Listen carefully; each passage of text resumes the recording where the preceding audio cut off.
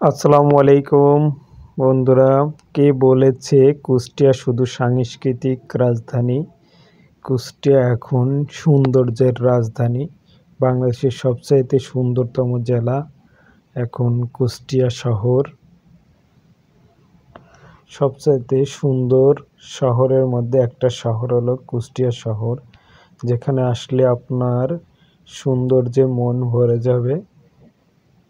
অপরূপভাবে তাকিয়ে থাকবেন ফুলে ভরা কুষ্টিয়া শহর। ঠিক তারই একটা নমুনা হলো এটা, দেখতে পাচ্ছেন অনেক সুন্দর একটা কাশফুল।